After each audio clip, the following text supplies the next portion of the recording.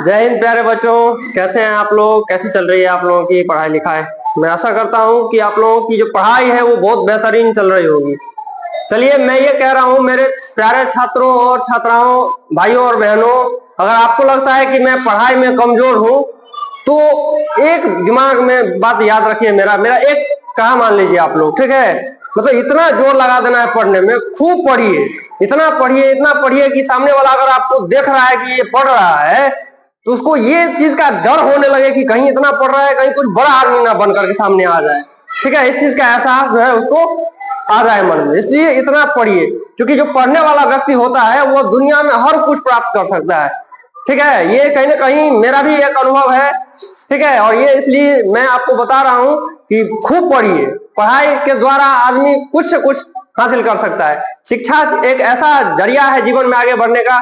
मैं ये नहीं कह रहा हूँ कि सिर्फ आपको एकेडमिक लाइफ में, कुछ आपका जो है सिविल सेक्टर में आप आगे बढ़ सकते हैं, ईच एंड एवरी सेक्टर में आप जो है आगे बढ़ सकते हैं। इसलिए दिन रात एकदम मेहनत कीजिए, ये अभी आप लोगों का ही समय है। आज आप लोगों के लिए मैं समांतर श्रेणी के कुछ क्वेश्चंस को लेकर के आया हूँ, बहुत बारीकी से और अच्छा से देखिए।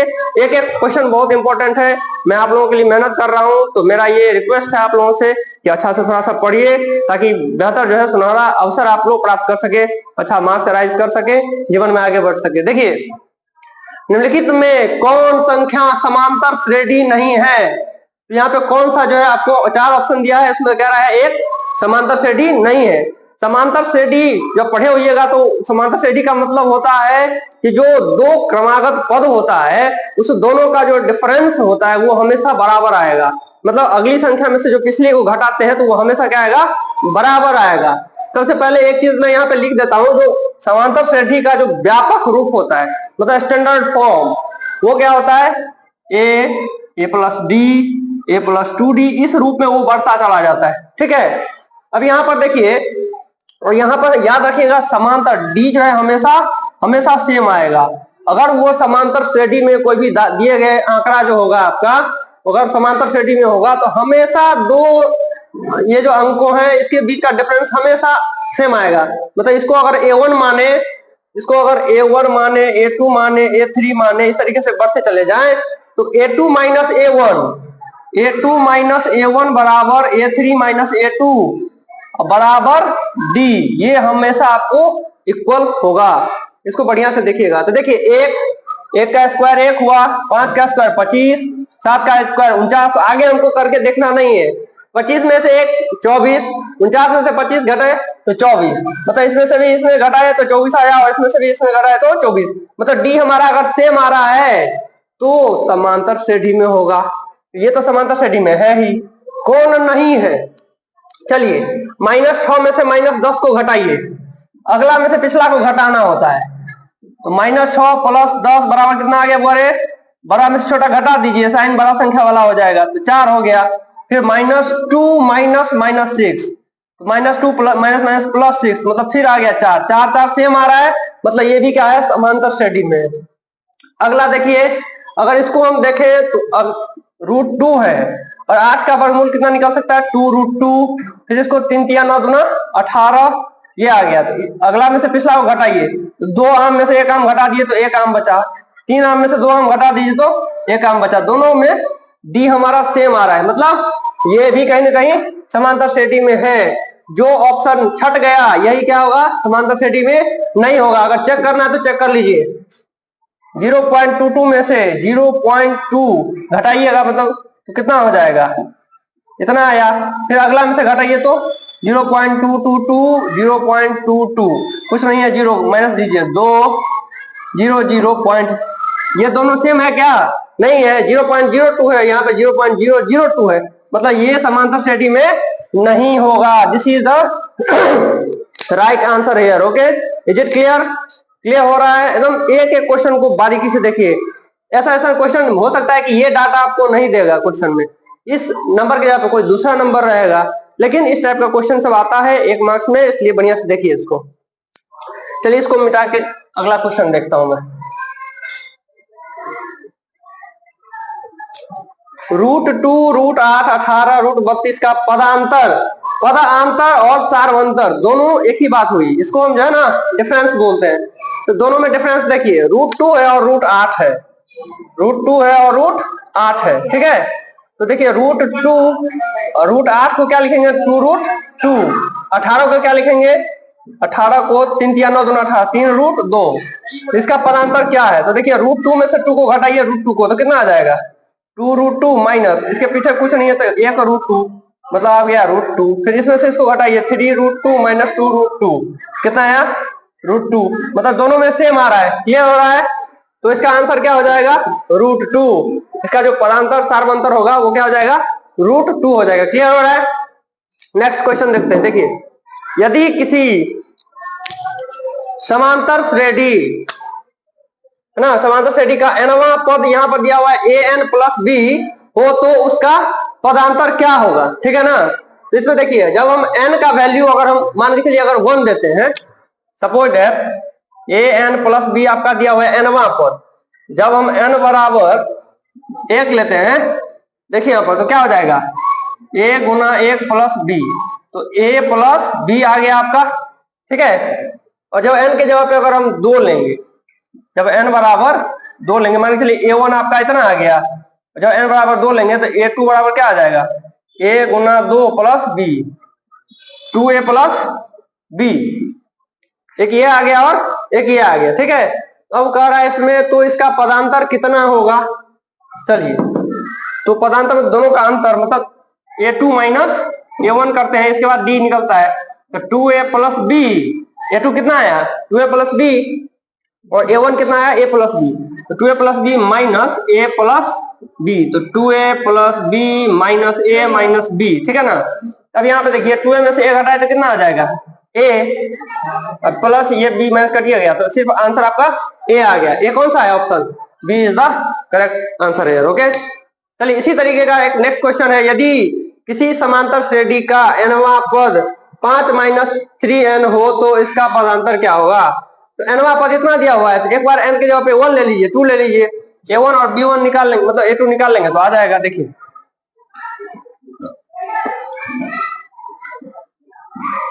आपका nवां पद दिया हुआ है 5 माइनस 3n, जब हम n बराबर 1 लेते हैं तो a1 बराबर क्या हो जाएगा, 5 माइनस 3 गुना 1, मतलब 5 माइनस 3 बराबर 2 आ गया, ठीक है। और जब हम n बराबर 2 लेंगे तो a2 बराबर कितना आ जाएगा, 5 माइनस 3 गुना 2, मतलब 5 माइनस 6 माइनस 1, a2 माइनस 1 और a1 आ गया 2। तो पदांतर निकालने के लिए क्या करते हैं, a2 माइनस a1 निकालते हैं, d निकालने के लिए।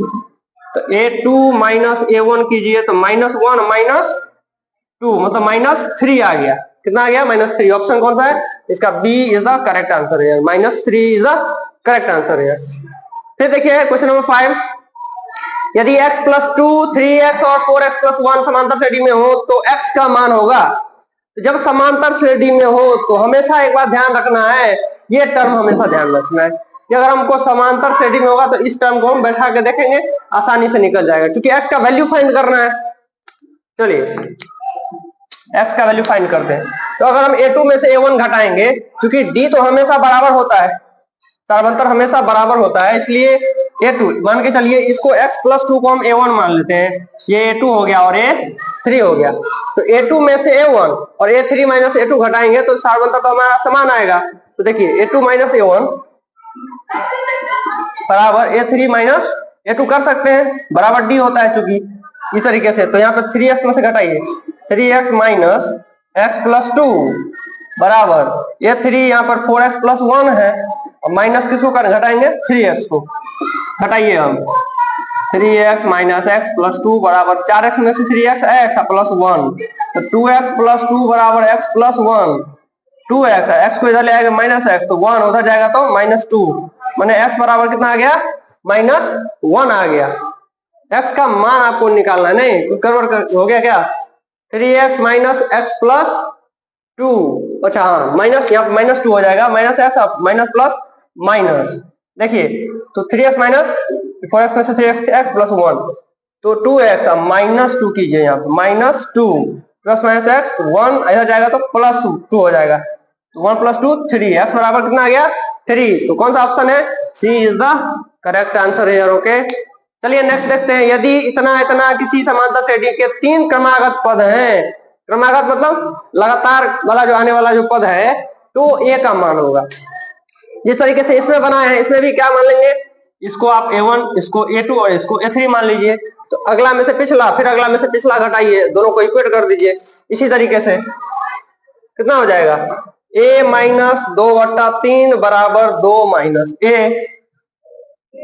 अब बटा पर का घटाव निकालिए तो 1 3 कैल्सियम कितना हो जाएगा 3, तो 1 3 3 तो 3a माइनस 2, 3 का 3 तो 1 ही हो जाएगा, 1 दूना 2 बराबर 2 माइनस ए। तो अब इसको बटा 1 कर दीजिए, इसको इससे और इसको इससे गुना कीजिए तो कितना हो जाएगा 3a माइनस 2 बराबर 3 दूना 6 माइनस 3a। तो 3a इधर आएगा तो प्लस 3a बराबर 6, उधर जाएगा तो प्लस 2, 3 3 6a बराबर 8, तो a बराबर 8/6, 4 दूना 8 3 दूना 6, 4/3, 4/3 कौन सा ऑप्शन है, a बराबर B is the correct answer here. Okay, next question देखिए। नेक्स्ट क्वेश्चन है, यदि किसी समांतर श्रेणी का पीवा पद दिया हुआ है Q और क्यूवा पद दिया P, तो आरवा पद ज्ञात करना है। चलिए इसको देखते हैं। जब समांतर श्रेणी पढ़े होंगे आप लोग, इसमें देखे होइएगा एनवा पद निकालने के लिए क्या फॉर्मूला लगाते हैं, A1 AN या फिर TN बोलते हैं इसको, A plus N minus 1 into D, ये क्या होता है फॉर्मूला। क्वेश्चन में पढ़िए, यदि किसी समांतर श्रेणी का पीवा पद, पीवा मतलब वहां पे एनवा पद होता है, यहाँ पे पीवा पद क्यू दे दिया है। चलिए यानी ए पी, पीवा पद ए प्लस एन के जगह पे क्या लिखेंगे P, P minus 1 into D. तो ये पीवा पद कितना दे दिया क्यू, इसके जगह पे क्या लिख देंगे क्यू बराबर ए प्लस पी माइनस 1, उल्टा लिख दीजिए, ऐसे में बढ़िया रहेगा। A plus P minus 1 into D अब बराबर एपी के जगह पे क्या हो जाएगा क्यू, ये पहला इक्वेशन मान लीजिए। फिर कह रहा है क्यूवा पद पी हो, क्यूवा पद अगला ए प्लस क्यू के जगह पे एन के जगह पे क्यू लीजिए माइनस 1 इंटू डी बराबर पी, सेकेंड इक्वेशन मान लेते हैं। ओके, अब इस इक्वेशन को देखिए घटाने पर हमको क्या प्राप्त होता है, घटाने पर, अब घटाएंगे तो घटाने पर क्या होता है साइन चेंज हो जाता है, माइनस माइनस माइनस, ये दोनों कट गया। अब देखिए यहाँ पर अगर हम d कॉमन ले लें, नहीं अगर हम d कॉमन ले लें तो d कॉमन लेंगे तो क्या बचेगा p माइनस 1 अब माइनस q माइनस 1, चलिए बराबर q माइनस q, ये माइनस हो गया q माइनस p। अब यहाँ पर देखिए तो d into p minus 1 minus q minus minus plus 1 बराबर q माइनस p, माइनस 1 और प्लस 1 दोनों आपस में कट जाएगा, नहीं तो d into p minus q बराबर q माइनस p को हम अगर माइनस 1 कॉमन ले लेंगे इसमें तो माइनस 1 कॉमन ले लेंगे तो p पहले आ जाएगा, माइनस माइनस प्लस q बाद में आ जाएगा। ऐसा क्यों किए, तो दोनों तरफ जो है आपका समान आ जाएगा, और दोनों तरफ समान आने पर इसको हम क्या कर सकते हैं काट सकते हैं। तो d बराबर क्या आ जाएगा -1, क्लियर हो रहा है, d बराबर -1 आया। अब इसको या तो पहला या फिर दूसरा इक्वेशन में पुट कर देते हैं। चलिए अब d का मान समीकरण 1 में रखने पर, समीकरण 1 में रखने पर क्या होगा भैया, a प्लस p माइनस 1 गुना -1 बराबर q, तो a, अब देखिए प्लस -1 को गुणा कीजिए p से, तो a माइनस क्या हो जाएगा p, अब minus minus plus 1 equal to q। अब इसको उधर ले जाएंगे, a बराबर क्या निकल जाएगा p प्लस में चला जाएगा तो p प्लस q, इधर ये -1, तो a का वैल्यू कितना आ गया हमको p प्लस q माइनस 1 आ गया। चलिए अब कह रहा है क्वेश्चन में तो आरवा पद ज्ञात करें, मतलब कितना होगा, तो चलिए आरवा पद देखते हैं। यहाँ पर ये समझिए आरवा पद निकालने के लिए कह रहा है, मतलब ए आर बराबर क्या लिखेंगे a plus r minus 1 into D हो जाएगा आरवा पद में। तो a के जगह पे हम क्या लिख सकते हैं p plus Q minus 1, p plus Q minus 1, नहीं into R minus one into D के जगह पे कितना वैल्यू आया है डी का -1, तो -1 पुट कर दीजिए, कितना हो जाएगा P प्लस क्यू। अब इसको हम करेंगे तो -1 गुना -1, यहाँ पे क्या था P प्लस क्यू -1 आपका, ये एक जगह पर है ना, और R -1 इंटू -1, ठीक है, तो कितना हो जाएगा -R इंटू -1, दोनों तरफ माइनस आ गया। अच्छा इसको कोष्ट में रखिए, -1 इसको कोष्ट में रहने दीजिए, तो कितना हो जाएगा यहाँ पर फिर -R प्लस 1, ठीक है। तो हमको कितना निकालना है,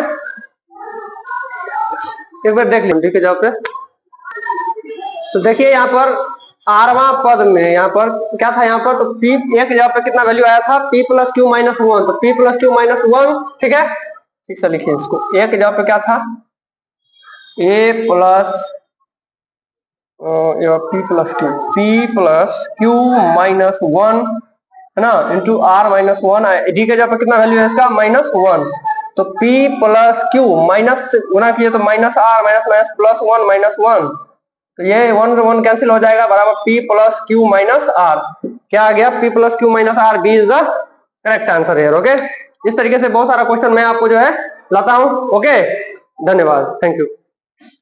लाइक करिए, सब्सक्राइब कीजिए, चैनल को आगे बढ़ाइए।